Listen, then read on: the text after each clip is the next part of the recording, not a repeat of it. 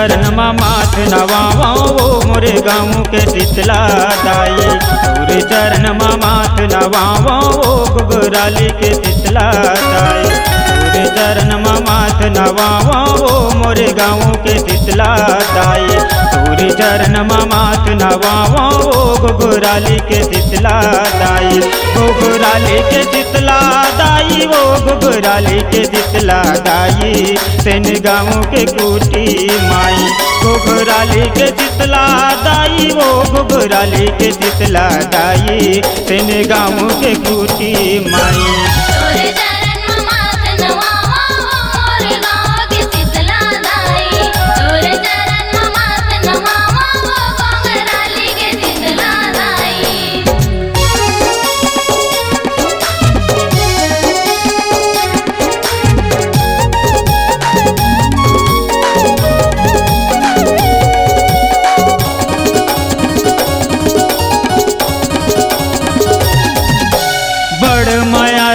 दाई दया बरसाए वो तोरे अचरा के छैया दाई बगराए वो। तोरे अचरा के छैया दाई बगराए वो।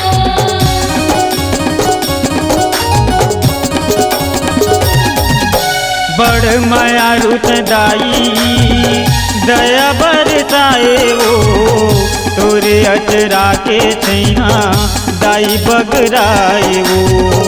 तोरे अचरा के छैया दाई बगराए वो। मोर गाँव के शीतला दाई वो मोर गाँव के शीतला दाई। घुघराली के शीतला दाई मोर गाँव के शीतला दाई वो मोर गाँव के शीतला दाई। मोर दूचीपुर के मघमाई। तोरे चरण माथ नवावा मोर गाँव के शीतला दाई। तोरे चरण माथ नवावा घुघराली के शीतला दाई।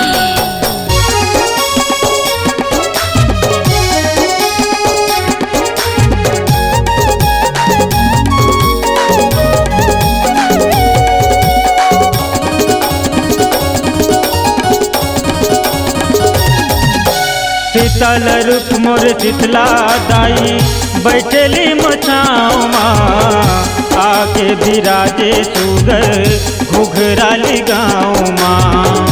आगे विराजे सुगर घुघराली गाँव माँ।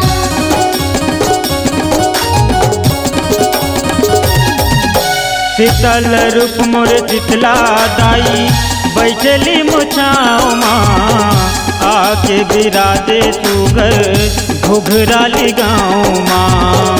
आगे विराजे सुगर घुघराली गाँव माँ। मोर गाँव के शीतला दाई वो मोर गाँव के शीतला दाई। मोर गाँव के शीतला दाई मोर गाँव के शीतला दाई वो मोर गाँव के शीतला दाई। मोर गाँव के शीतला दाई। तोरे चरण माथ नवावा मोर गाँव के शीतला दाई। तोरे चरण माथ नवावा घुघराली के शीतला दाई।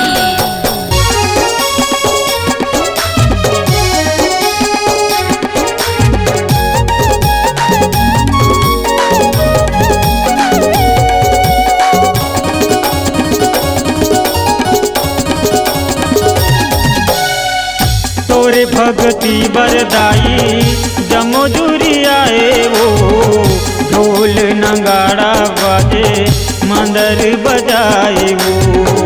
ढोल नगाड़ा दाई मंदर बजाए वो।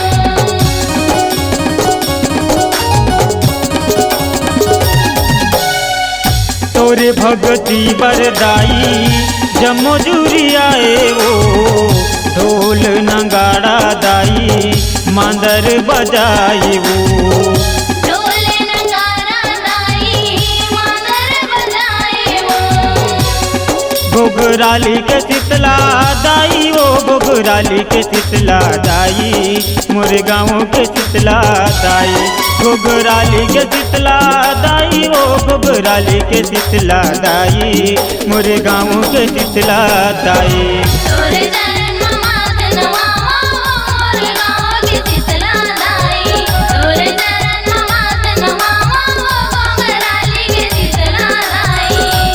चरण माथ नवावा वो घुघराली के शीतला दाई। तोरे चरण माथ नवावा मोरे गाँव के शीतला दाई। मोरे गाँव के शीतला दाई।